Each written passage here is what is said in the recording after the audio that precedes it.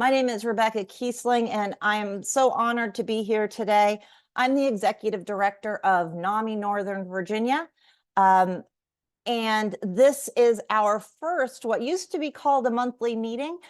We are calling it a community wellness education event now, which is really more indicative of what these are. We used to do these all in person, and when lockdown happened, like everyone else in the world, we went completely. Hi, I'm asking everyone to please mute yourself as you come in. We still have people in the waiting room, ladies, so if my team can let them in, please. But what we do with these is we do a combination of both in-person and virtual events, and we really are offering different types of mental health wellness to our community. NAMI Northern Virginia is the National Alliance on Mental Illness, the Northern Virginia region, and we are a 46-year-old organization that our mission hasn't changed much since the beginning. We provide no-cost education, advocacy, and support in terms of mental health for the people of our area. We're a nonprofit charity. We get all of our support from people like you. And we're so grateful that our community shows its support so generously. I'm thrilled at this, that we're starting off with this event. We made a commitment to our community in the past year because we've found that it's so needed. With the support of our national organization, we are starting programming this year that's dedicated to the education and outreach of the Black community. We know of the need. Clearly, I don't have the experience myself, but the stories have been told to me. The statistics are there, and we know that our Black community here in Northern Virginia and throughout the rest of the country needs to have more education, community talking about mental health. And we're honored that we are going to be starting some of that programming. And we're honored and just humbled to be able to partner with wonderful organizations that are already doing so much in this space. Two people today that are going to be talking to you, Andrea Brown and Richard Rowe. I'm going to introduce them really quickly and let them take it away. Andrea Brown is a seasoned senior executive who served in so many leadership roles at NAACP, including strategic planning, membership development, training. She is passionate, and we got together and really were passionate together the first time we spoke. Has an expertise in leadership development, nonprofit management, and strategic planning, and has really taken this throughout her career to implement and provide oversight for so many different direct service programs. She managed federal, state, and local foundation dollars. She's a community activist. She has certifications in so many different community mediation and executive coaching areas. She's volunteered her services to at-risk Black and Brown communities across the country. She is a writer. She's an author. She serves on so many boards and advisory committees throughout, and she's a Delta. I have to add that. Richard Rowe is a resident consultant for Black Mental Health Alliance, and is also responsible for providing strategic guidance and assistance to their staff in the planning and implementation of special activities, community engagement, interventions, and training. He has committed more than 30 years of service to BMHA, served on its board of directors, and was once even its board president, which we know is a huge job. As an experienced trainer, he's provided training and technical assistance in family strengthening, cultural enrichment, trauma, parent involvement, community organizations, and to private and public agencies. These are two people that I'm going to learn a lot from, you're going to learn a lot from. And I'm looking forward to this as they talk about nurturing wellness in radical Black self-care. So I'm going to turn it over to Andrea and Richard, and enjoy.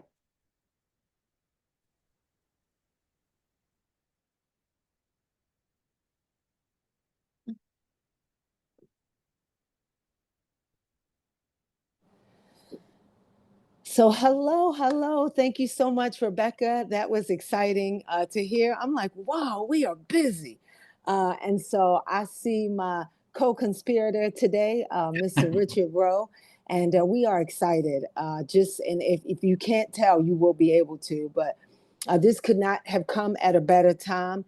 And really salute NAMI for identifying the need and for us as we answer the call. I will say this, and then we'll turn it over because I want to value your time. But you obviously see Richard. There are a couple of team members that are on the line, so I'm super excited that have joined us in this meeting. Jessica Ellis, who's our operations manager, Lynn Johnson is with us, and she oversees our youth tobacco initiative, and everybody wears several different hats, as you all can imagine, as you do. And then we have Nia Jones, who oversees our youth and young adult division, and is really a powerhouse. And so I think when Rebecca was reading, she talked about Richard and his longevity with us. And it is, he could close his eyes and could do not only this work, but his passion for people of color. It is unbelievable, and for the Black community, and we do so unapologetically. So just want to say again, thank you, Rebecca, for reaching out. I am grateful that Stephanie reached out to us and that we were able to answer the call, and really we are looking forward to not just today as we plant seeds, but really what tomorrow could look like as we collaborate with NAMI Nova. And so super excited about that. I will greet you. I will let Richard greet you. But I want to tell you a little quickly about the Black Mental Health Alliance. And so when Rebecca said that they were 46 years old, we just boasted and celebrated 40 years. And we are excited about what that looked like. And we thought to ourselves, do you think 40 years ago, when our principal founder and the other founders thought about the Black Mental Health Alliance, that they thought we'd be around number 40 years, but more importantly, that there'd be still need, right? And so we see that there's still the need. And so again, we are excited about our work. We were really quick, were formed because our principal founder, who was the first Black health commissioner for Baltimore City, and was also a psychiatrist in private practice, was gravely concerned about the misdiagnosis of Black men and boys. Everybody came in, had a schizophrenic diagnosis, everybody. And he was concerned about the lack of clinicians who understood how to see through a culturally grounded lens. And that's so important. And so he said, we've got to figure out, how do we train clinicians? And then how do we reduce the stigma so that mental health in the Black community isn't a dirty word? And so 40 years later, we've done some groundwork, but it is on now in a way that it has not been. And so not only do we want to be able to reduce the stigma in the Black community, but also make sure that there's a growing need, that there's a growing opportunity for clinicians to understand how to look through a culturally grounded lens. And one of the things that makes what Richard does so important is because he oversees the training institutes. And so there are always trainings coming out of the institute that really deal with Black fatigue, a number of other things. How do we help Black men and boys, right? How do we help women? How is music which is our North Star, been important to us. And so, so I just, again, that is us in a nutshell. So we are, again, excited to be able to have this conversation about nurturing wellness, radical Black self-care, and what does that look like? And so I'm glad Nia is on the call, because I am going to steal one of the things we do this. We've done this on the East Coast in person, and not some variation of this. And she talks about the restaurant experience and the Express, and we'll talk a little bit about that. Richard, before we go to the first slide, you want to jump in and say something? At least introduce yourself, although I think I introduced you pretty good. Right, you And did Rebecca did as well. did an excellent job. And hi, Andrea. You did an excellent job. And I'm Richard Rowe, again, Director of the National Training Institute for the Black Mental Health Alliance. And it's my honor and pleasure to be here on this call with my Executive Director and be a part of this presentation. We have not a lot of time, but we have enough time to at least introduce to you all on this call some thoughts around the need for us to really take care of ourselves. And what does that mean? What does that look like? Why should we do that? You know, we have been doing important work in communities for 40 years as an organization, and that's difficult work, challenging work, hard work. And oftentimes we ignore our own health, we ignore our own mental, emotional, spiritual needs. And so if you are not attending to your emotional and physical health, then of course it's going to be very difficult for you to help others. And so I'm quite sure we've heard this term over and over again, especially since COVID and even before, self-care. But what does that really look like? What does it mean to really be engaged in, whether you call it radical or just self-care? It is a necessary priority that is critical for us to understand, to appreciate, and to engage in. So we're going to spend a few minutes talking about that this afternoon. I know how important it is, especially when you have been taught most of your life not to take care of yourselves, to take care of others. That's a tradition in many Black communities. Take care of everybody else, but don't worry about yourself. Tend to everybody else's needs, but don't tend to your own. Be communal, and be in community.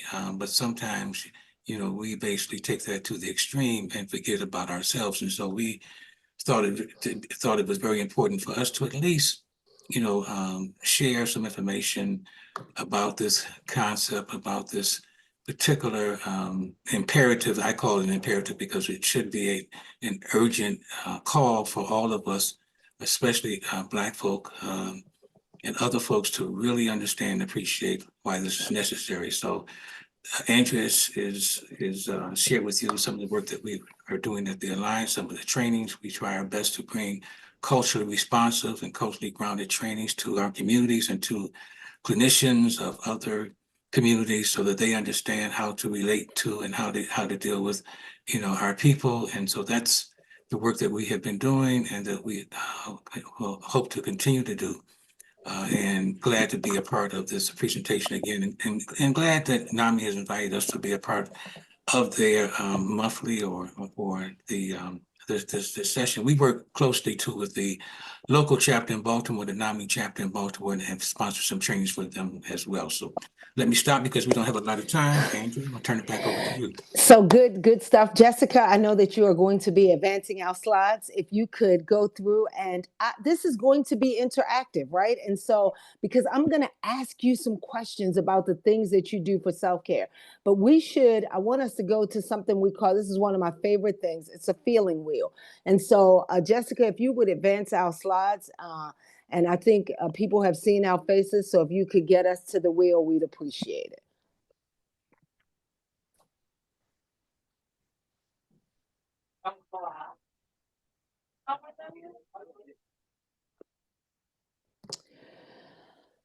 So good. Thank you so much. I don't think there was anything, I think we led with this, right? I just want to make sure. I think we were leading with this because I certainly don't want to cheat us. But I think, again, you know who we are. We've said who we are. We've talked about the Black Mental Health Alliance. But I'm going to ask you, I see you, Inger. You got your pen. I appreciate you. I saw Mercedes trying to get on. And so I see folk wanting to engage. And so what I'd like to do is ask you the top 3 emotions. And if you could drop them in the chat, you felt in the past 48 hours. And Jess, if you could help me, I may not be able to see them. I'd appreciate it. And the team from NAMI. But again, the some of what you felt in the past 48 hours. So I will, I'm happy to go first.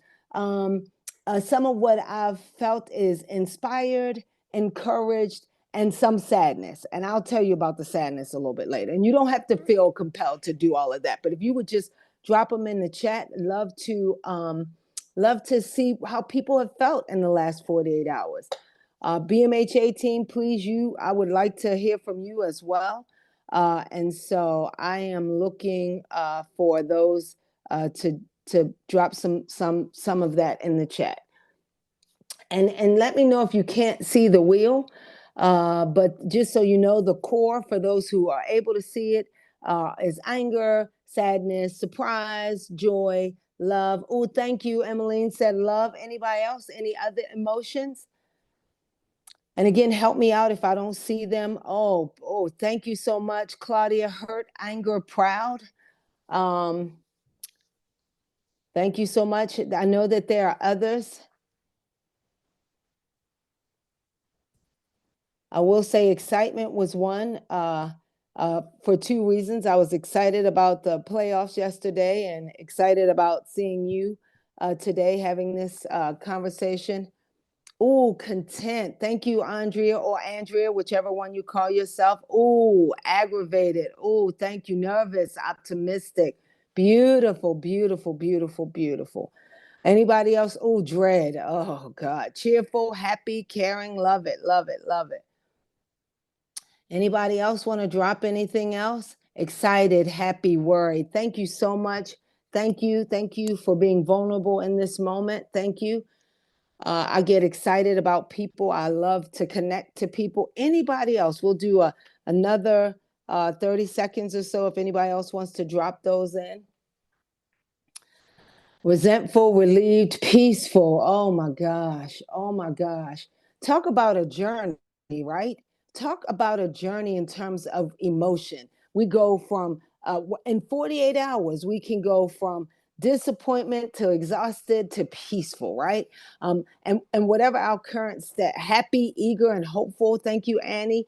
And again, and these aren't wrong, these are yours. But I think it's important that we call those things out, right? And then we see, again, as you look at the wheel, you see what those sort of anchor emotions, anger, sadness, surprise, joy, love, and fear. And so all of those they are all anchored in those spaces. But this is a real journey. And for us to have a journey in 48 hours where we go from absolute joy to absolute sadness or anger, right? It is important for us to at least note. So thank you for those who have engaged. I want to make sure we didn't miss any emotions that were there. For a few years back when Breonna Taylor was killed, my emotion, we do a check-in. And one of the things that we do during our check-in is, what's your word today? And for weeks, probably months, it was pissed, right? Now, obviously that's not on the chart, but that was my word. And so, so again, thank you. And thank you for acknowledging where you are. And sometimes we don't see that. So Jess, you want to go to the next, please? Our next slide. So Jessica won't get the job with Vanna White because, we just, she is with us. I know that. I can see the next slide, Andrea. I don't know if. Can we advance it? I think she did. She did? She did. It's the findings from the mental health. I don't know if can people in the chat say if they're seeing the screen? See it too. Okay. I think might be having a delay there. Andrea. Okay, I must be having a delay. So Richard, would you talk a little bit about that slide, and I'll pull mine up so that way I know we can go. I may be having a delay, but you can hear me okay, right? Yes, yes. Okay, So- great. Would so you this slide, please, Richard? Thank you. right, this slide simply is offering a kind of overview of where we are as a society. And this is a small glimpse of, the level of anxiety, stress, and depression. This report from the Mental Health America 2022 report concludes that, there's an increase in the number of us seeking, screenings screenings were conducted, and there was a significant increase in folks who basically had increased levels of anxiety, stress, and depression. And so this report is simply pointing to the societal forces that has caused people to really, really, take a look at, their stress levels, their anxiety levels. And we only wanted to share this because we know that even those of us on this call experience anxiety and stress every single day that can lead to increased levels of depression if it's not addressed, if it's not dealt with. So we really only wanted to share this information because it is meaningful, relevant, and supports the need for us to really, take a look at ourselves and see where we are. And to then, once we determine where we are, we can basically do those things that will address our anxiety levels, our stress levels, et cetera. So that's the purpose of this slide. We can move to the next slide. So thank you so much, Richard. So I know the next one is the emotional toll on Black people. And we should talk about that. And here's the thing, we can be honest. There is a different emotional toll on Black people than there are on our counterparts. And that's real. And so and it's documented. We didn't make this up. High levels of emotional anxiety and oftentimes emotional numbness, void of emotional expression, irritability, overly sensitive, irritable, and quick-tempered. Again, that just because there's been some emotional toll, deep and lasting emotional wounds. And because we have not historically been able to talk about it, been able to know the truth, tell the truth, and this is how it wears. Increase in suicidal thoughts, attempts, and completion rates, decreased emotional regulation, harm, suffering, and disproportionate death, shame, embarrassment, and avoidance. One of the things that our colleague Nia often talks about is, I am not my trauma, right? Doesn't mean that we've not had trauma, but that we are not our trauma. But one of the things that is imperative is that we have to know that there is a distinct difference in the emotional toll in communities of color. And so let's talk a little bit. I think we've moved to the next slide. Let's talk a little bit about what is radical self-care. Richard, you got that one? I don't see that one yet. It hasn't come out yet. Okay, here it is. Okay. Oh, okay. Okay. So we define radical self-care. It's the assertion that you have the responsibility. Keep in mind that you have the responsibility to take care of yourself first before attempting to take care of others.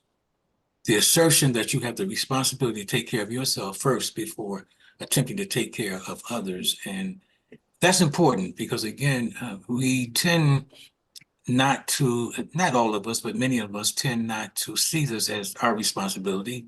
We tend not to prioritize our self-care. We basically feel that we can address and deal with everything and everybody and cater to their needs. Given what Andrea just shared with you, that occurs daily in the Black community, something is going on every single day in the Black community and other communities, but this is a presentation on the Black community this afternoon. And so we are not only observe, but we are also witnessing and experiencing something that addresses or that deals with our mental and physical health, whether it's incidences by the police, or there is increased crime, or there is hopelessness or homelessness, all the things that social determinants of health, we talk about social determinants of health that if they're not addressed, they lead to all kinds of mental and physical challenges and so forth. So those are the things that are experienced on a daily basis.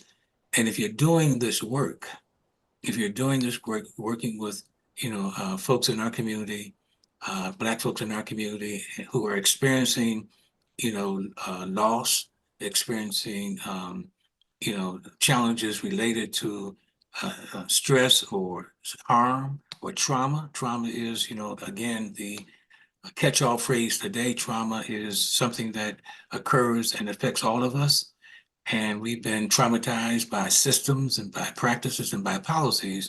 Those things occur on a regular basis. And if they are occurring and we're not basically addressing them, then our response is going to really, depending on our response, it can really cause, again, depression.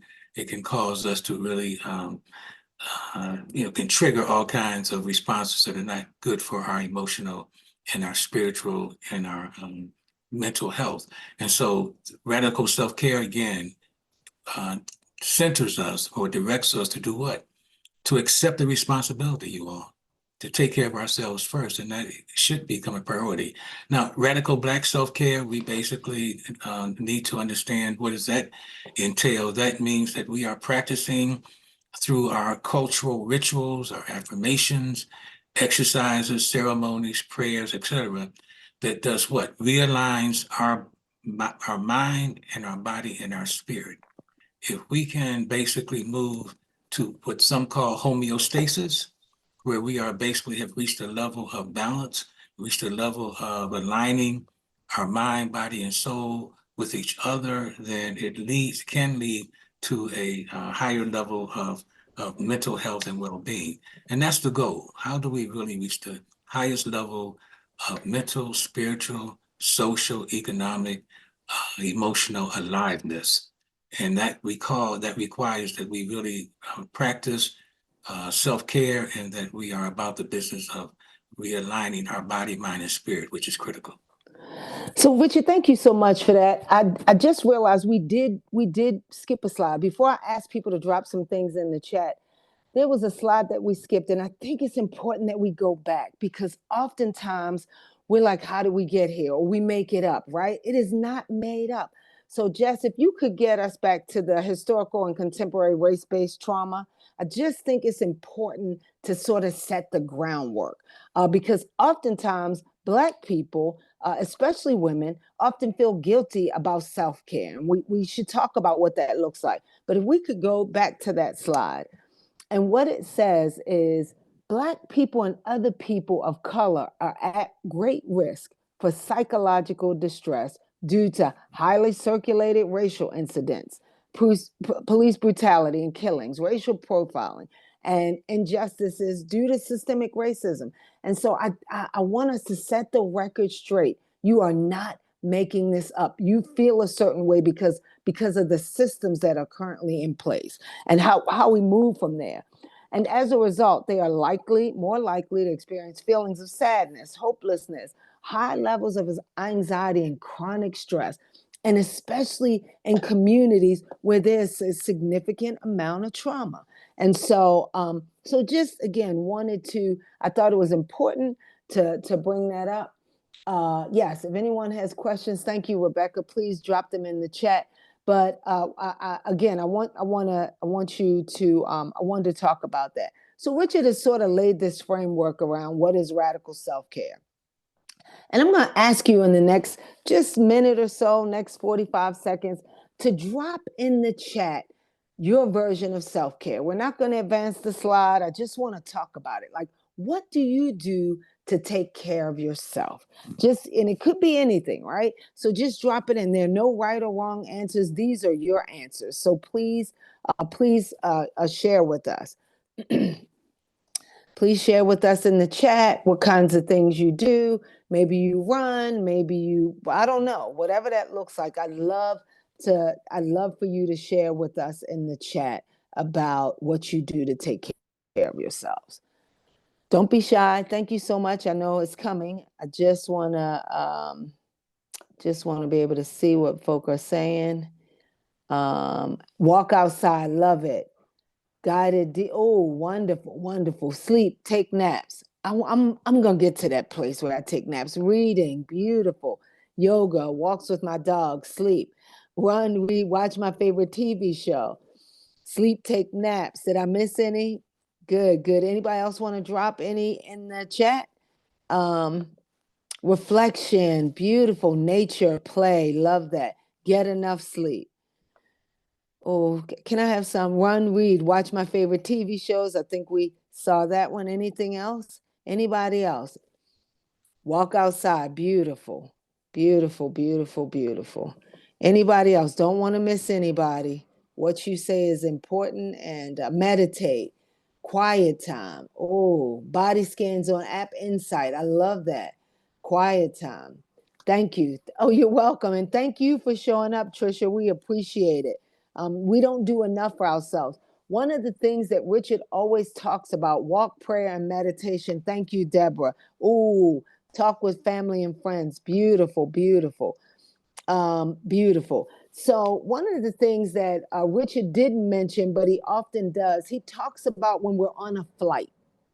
And when we're on a flight and they give you the instructions, they show you the exit signs, they tell you where the restrooms are, but they also say in case of an emergency, you make sure that you put your mask on first.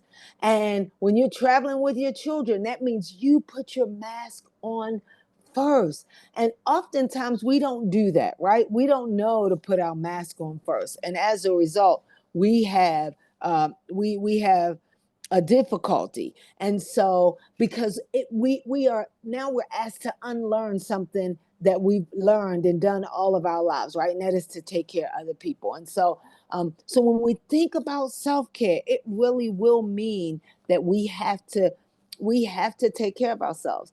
And so the next slide is one of Nia's favorites. And it is, we are heavy readers voracious readers, I should say, at the Black Mental Health Alliance. Some grumbling and some not. And one of the things that we talk about is self-care is not about self-indulgence. It's about self-preservation. And so really, that's hard. Just let that sink in, right? Self-care is not about self-indulgence. It's about self-preservation. And it doesn't mean that those things that we self-indulge in, that we indulge in it is about self-preservation. How do I preserve myself? How do I preserve myself so that I get to show up in a way for my family, my friends, my community, my job, still playful out, and for myself? So that's really what self-care is. And so super we love that, but part of that also means you put your life mask on first, right? So you put that on first. So if we could go to the next slide, and I'm going to ask people, think we should be okay. We're moving to the next slide, and the next slide is the Black Radical Self-Care Imperative. And before we get to that, I do want people to drop in the chat. When you think of, there are two experiences that I think we need to raise when we talk about self-care, right? And there are two experiences, and it's not in the slide. So you'll have to, and I'm going to ask you to drop some of that in the chat. There's the restaurant experience, but before we get to that, there's the express experience, and then there's the restaurant experience. Drop in the chat your express experience. And express is just what it says. If I am headed to a meeting, running home, or I've got to pick up my kids from daycare, I don't have any kids in daycare. My son is 19. But if I did, right? So the express is, oh my gosh, how do I nurture myself? We stop past Chick-fil-A, or we stop at our local. That's express care. I'd love for you to drop in the chat a quick express care. Just think of it quick. Just you don't have time to do all the things that you normally do, but express care. Maybe that's a manicure, right? Maybe it's a quick manicure. Maybe that's something else. But what does express care look like for you? I think I'm getting focused. Anybody dropping anything in the chat? Express Care. I love it. Cup of my favorite tea to go. Oh, Claudia, you got to teach me that, Claudia. Disconnect from technology, reconnect with nature. I love it. I love it. I love it. Another one. Anybody else? Anybody else? Any other notes around Express Care, right? What's Express Care? Anybody else? Call someone important in your life. That's a quickie on my ride home. Uber Eats. That's right, Rebecca. Love that. Love that. Stopping, by my favorite local coffee shop. Oh, man. Nice, nice, nice. For me, sometimes it's running through Barnes and Noble, right? That's Express Care. I get to see something quick. If I missed you, I promise we'll come back. Richard, you were going to say something. No. I mean, I was agreeing. Oh, okay. Barnes and Noble, some that's the places like Express. that, right? Now, here's what I want to talk about before Richard talks a little bit about the Black radical self-care imperative. I want to ask this question. When we think about the restaurant experience, right? The beauty about the restaurant experience is there's somebody always paying attention to me, right? So they come over and, do you want more water? Now, I didn't drink the water that they gave me, but they come back again. So let's talk about, what have you done? What restaurant experience have you had in terms of self-care? We don't do it enough, I'm clear, but I love, and maybe you haven't, and there's no shade, right? I love Andrea, I love how you said, remind myself that doing nothing is cool. I love that. Absolutely. It's okay to be still. But anybody, can you tell us a little bit about an opportunity when you had the restaurant experience for self-care? Nia, if you're still on the line, I'd love for you to drop something in the chat about the restaurant experience.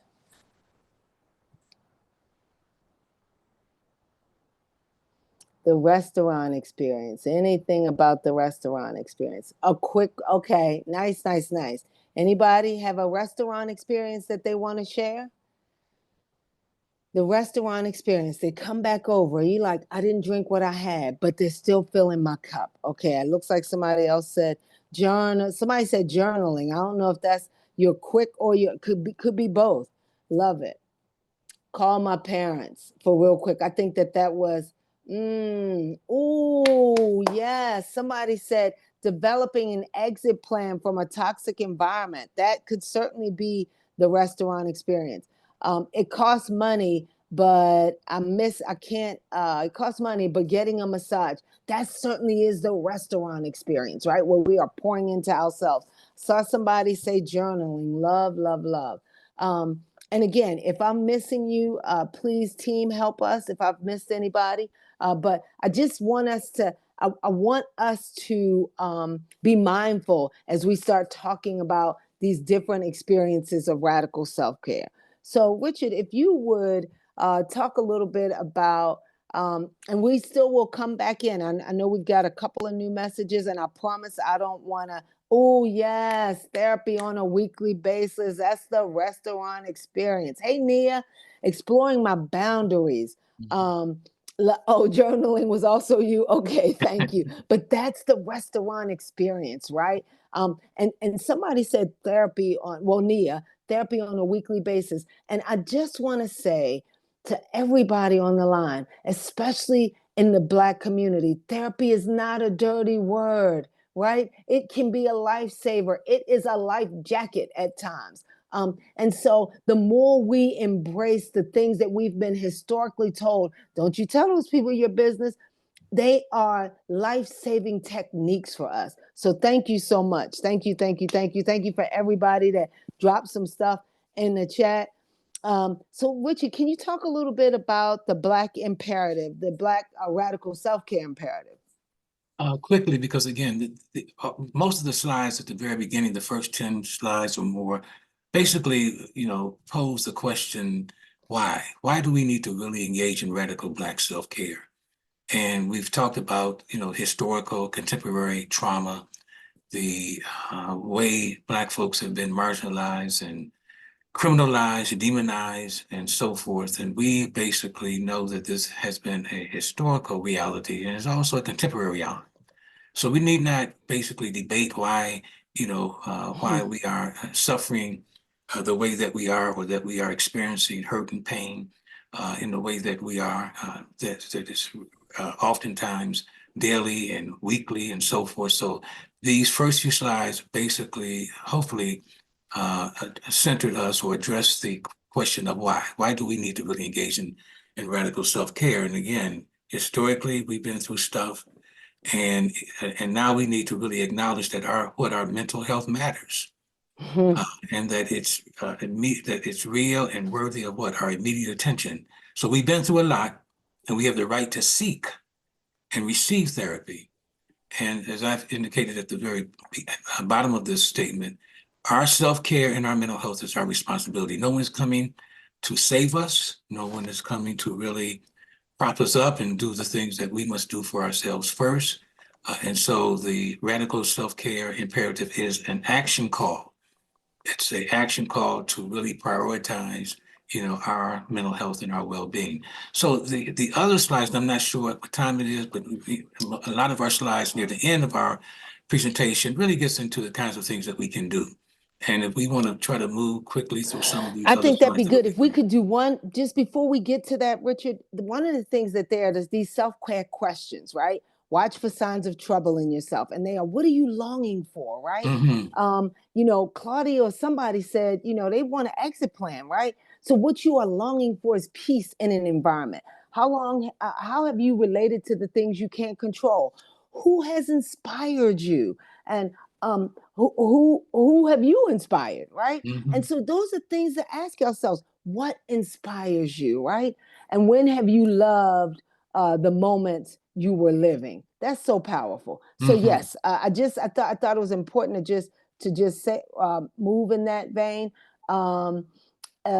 Again, and Richard, we can go through the slides. I think if you want to, you always talk about the importance of affirmation. So, but before we get to that slide, if we could talk a little bit about engaging in Black radical care, right? Got to keep it real. Keep it real. Don't lie about listen, some stuff has happened to us.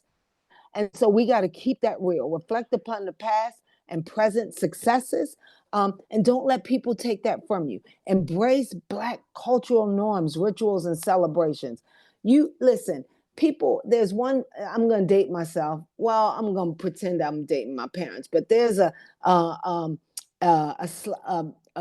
clip in the movie Guess Who's Coming to Dinner. And so Sidney Poitier is talking to his, soon to be white father-in-law. And the guy said, but there is some difference. He said, the gentleman said to him, he was talking to Sidney Poitier, and Sidney Poitier said, look, you can do the Watusi, but we are the Watusi, right? And so don't dismiss who we are and how you're made. Accentuate Black family values. Don't apologize for them. Love yourself as if you've never been hated.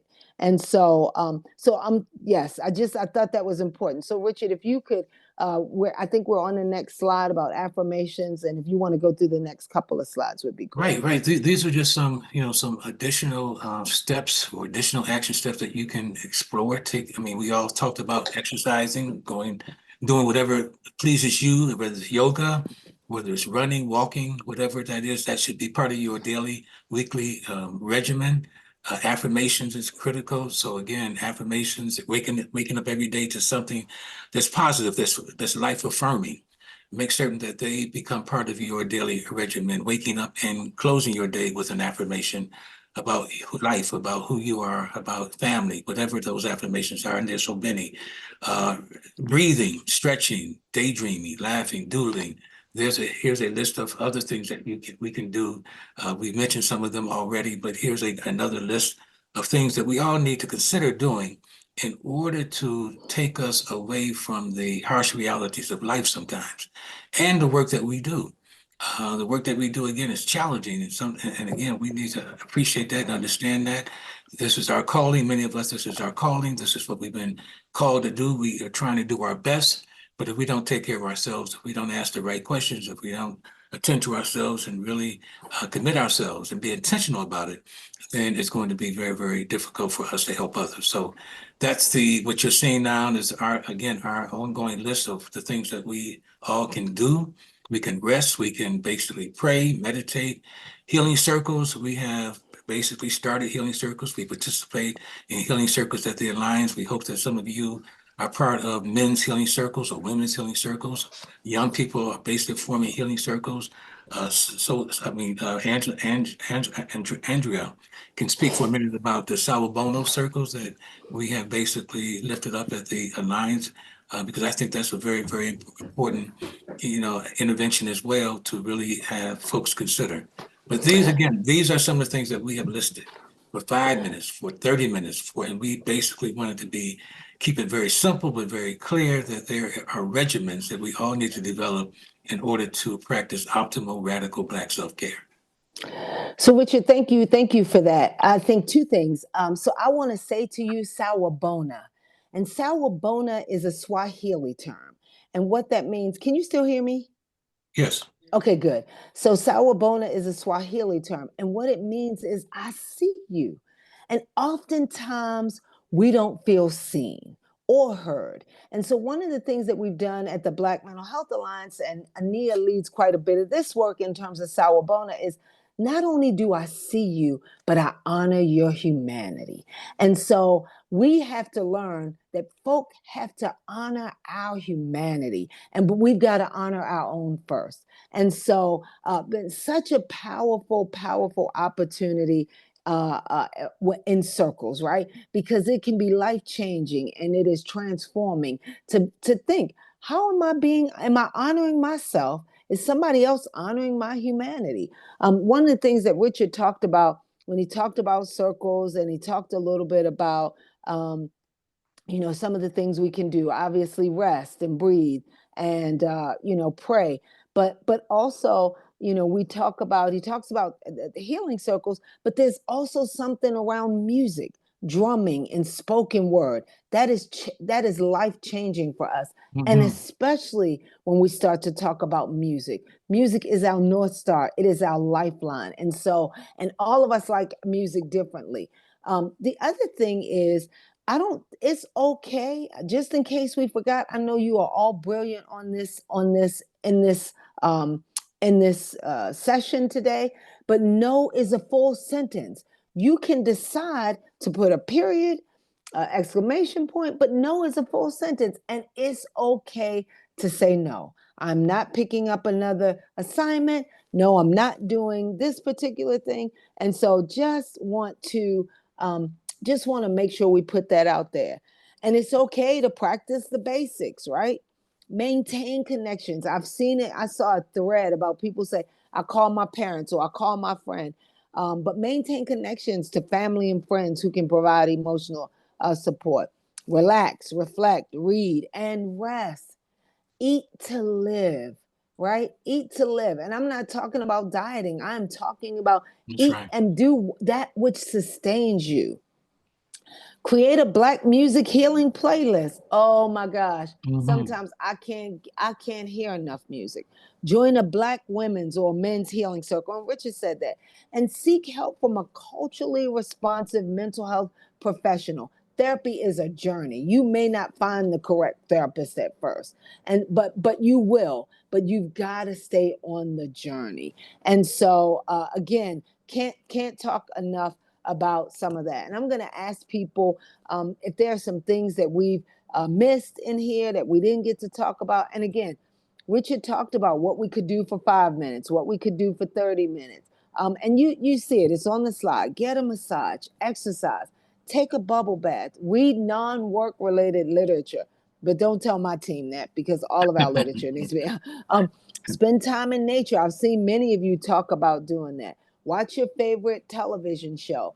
And if I could encourage you to do one of the things that we started doing at the Black Mental Health Alliance, and that is promoting dream time. It is almost putting a noose around your neck when you don't take time to dream. And I know people are like, Andrea, nobody remembers that dream. I mean, intentional time when you are awake to dream. And it's take a half day off work, right? And part of what we had started doing was taking a half day, whether it's the beginning of the day, whether it's the end of the day, once a quarter, right? To dream. So what dreaming is not is going to pick up your laundry. What dreaming is not is picking the kids up from school or running some. That is not what dreaming is. That is finding a place for you to do the things that you want to do. Finding a place that's quiet where you can be still. Maybe you listen to music. Maybe you're journaling, but maybe you're being still. But dream of what could be possible. Dream, am I well as I could be, and how do I get there? So again, I think that is those things are important when we start to talk about dreaming.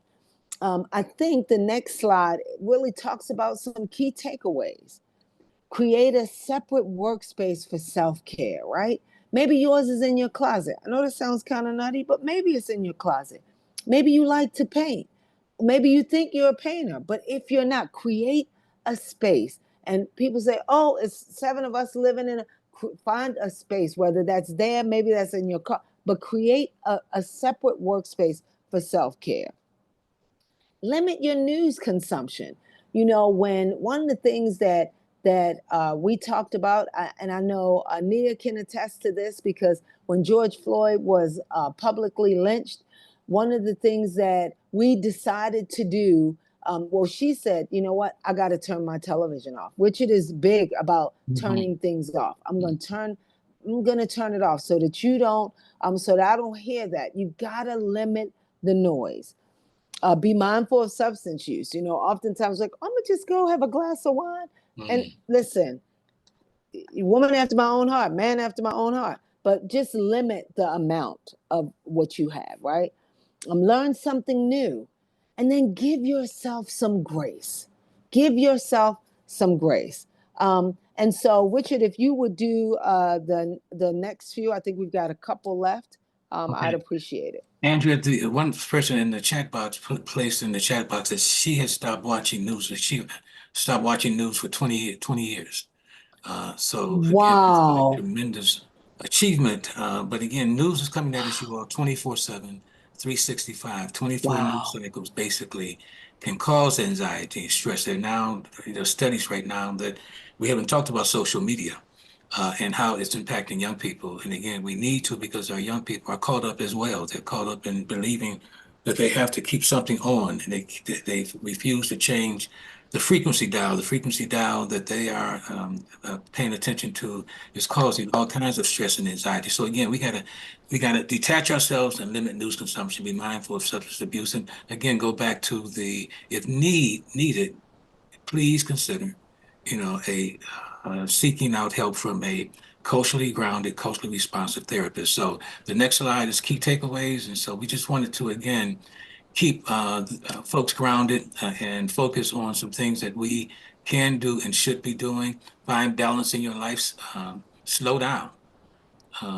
Step back and sit still. I mean, I used to teach my sons and their friends to sit down for 15 minutes and just be quiet.